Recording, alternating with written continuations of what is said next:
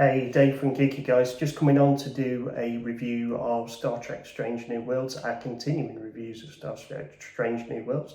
It's my turn this week and it's Season 2, Episode 4, entitled Among the Lotus Eaters, directed by Eduardo Sanchez and written by Kirsten Beyer, who's written quite a lot of modern Star Trek now.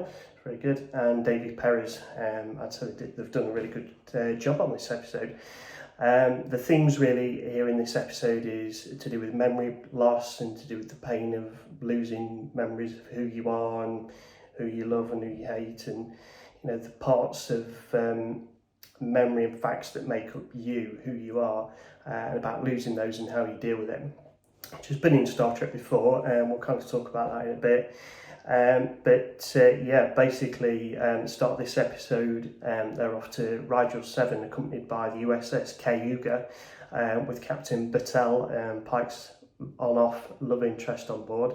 Basically, to right a wrong, it says in the episode they'd been there 5 years before on an away mission to explore an M-class planet. It ends being that it was a very brief visit as the locals kind of kicked off and there was a bit of a battle, and 3 people were assumed they either got killed or they're at least missing in action, and so they back off and realise that they're starting to do more damage, more harm than good, and so basically they're called back to kind of go there and recover any Starfleet tech or anything that's been left behind that's going to affect their cultural development and not go against the Prime Directive. When they get there, they see the big Starfleet Delta etched into the planet's surface, so they do know that there's a bit of a problem. They need to go down and have a look and try and fix it. So we start off with obviously the luscious scenes of the interior of the ship, which are really good. I think deserve a mention, along with obviously the fantastic bridge set used in the series. We have quite a nice shot as the Enterprise rolls into the system, into the Rigel system, and you see the binary system. One of the suns looks quite large, like a magnetar almost. It's massive, and so they roll in there, and we have Pike in his quarters doing his cooking, whining and dining like he likes to seem to do, like Kirk. And he's in there with Captain Patel, his on-off love interest, and they're kind of talking about their relationship and can it carry on with the careers that they're both in? Is it going to affect them? It's raised about Una's trial, has affected it a little bit because obviously Captain Patel stood up for them a little bit and kind of tried to swing things their way a little bit, got involved perhaps a little bit more than she should have done. So it's a little bit creaky. A bit, is it going to be on or off? But yeah, they're trying, and basically they decide that they've got to go down to the surface, try and sort this out. They're going to wear cultural appropriate clothing this time, as that's one of the issues that happened last time. They wore the normal Starfleet uniform and that caused the confrontation, so they decide to, as in a lot of the previous Star Trek, they dress up in the appropriate clothing and plan to go down.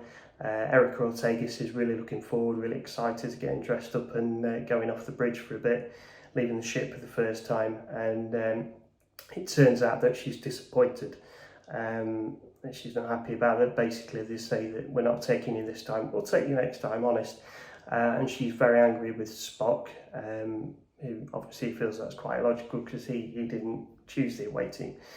But yeah, she's not happy. So Pike and La'an, Meaning Singh, and Dr. Mbenga, who we've seen in previous episodes, can look after themselves. They're quite physical. They can manage against all kinds of physical confrontation. So they go down to the planet on a shuttle because they don't want to risk the Enterprise with the radiation that's present and the asteroids and the debris field that's knocking about. So they go down. And they're greeted by some guards. They try to be diplomatic, but they get taken prisoner, as would normally happen on an away mission.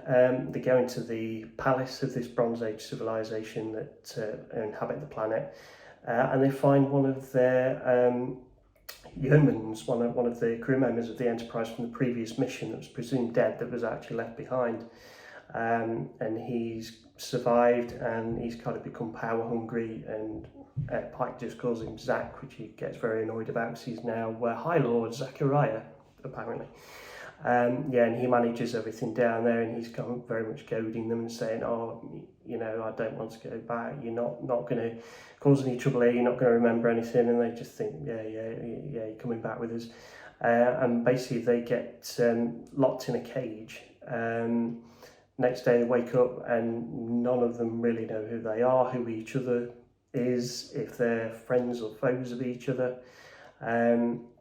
But luckily, because they've worn the cultural appropriate clothing, some locals do come and help them out, do get them out of the cage, and they sort of get a bit more of an exploration of the world and the culture, and kind of find out what the mythos of all this is and why everybody's forgetting and why the people in the palace don't seem to forget. And the only thing that they can hold on to is their instincts. Like there are sections where you can see that they still have their Starfleet training when it comes to physical confrontation. They still know certain things they're missing, like M'Benga kind of feels that he's not a quarry worker, that he's a medic. Pike kind of feels that he knows that he sort of should be in charge, taking charge of this situation, but he doesn't know why. And he's got the pendant round his neck. The one that represents bringing lost sailors home from Captain Battelle, they received as a gift, and he remembers something about that. So that kind of keeps him centred and from going completely mad. So yeah, they all go off quarrying stone, and then very quickly after they say, "This isn't right, we shouldn't be here, we're not quarry workers, we've not got classes on our hands, we're obviously not like local labour." And they start to kind of talk between themselves and get an inkling of what should be.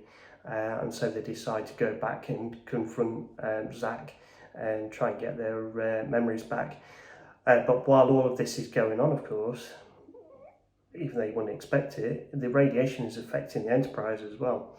So the Enterprise crew are all starting to forget who they are and what they're supposed to be doing as well. They get on top of it quite quickly, and they kind of can see what it's doing, but before they can start to think about providing some kind of treatment or something to stop the radiation, they all start forgetting everything. And so there's put some quite funny humour in there as well, where they're having to ask the computer every second who they are and what's what and where they are and what's happening, and they start asking the computer to do a lot of things that the computer can't do, that it needs to be manual operated. So that's quite funny, and there's kind of a good scene with Ortegas and Spock where she knows that she's angry at Spock and she wants to get out of the room and she wants to be safe, but she doesn't know why.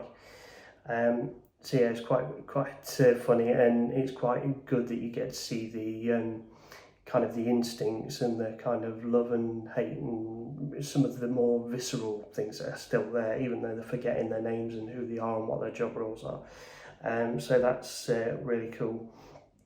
And basically it then reverts back to the surface. Pike has sort of got Zachariah sorted out, and they've all started getting their memories back. And luckily aboard the Enterprise as well, Ortegas has realised that she is supposed to be a pilot and she can do this, she can fly the Enterprise, and so she flies the Enterprise with a nice spinning move, and the phases from the array to blast the way through the asteroid, which is quite a nice shot, and they get away from the debris field and start regaining the memories again, thankfully. Yeah, it's very interesting episode, really cool themes, something that does need to be talked about. So some of the episodes we've had from Star Trek in the past it's worth looking at related to this episode are the Paradise Syndrome Season 3 Episode 3 original series, Future Imperfect Season 4 Episode 8 of TNG, Conundrum TNG Season 5 Episode 14, The Swarm from Star Trek Voyager Season 3 Episode 4, Thine Own Self Star Trek TNG Season 7 Episode 16, and Twilight from Enterprise Season 3 Episode 8. It's worth looking at those episodes if you kind of want to see those extensions of those themes and different ways of looking at them. It's very interesting to watch those, and you'll certainly see how they brought some of the things they did in those previous episodes, some of the back history of Star Trek, into this new episode. But it's a good episode. Encourage everybody to watch it. Hope we've not spoiled it too much, and I'll catch you on the next one.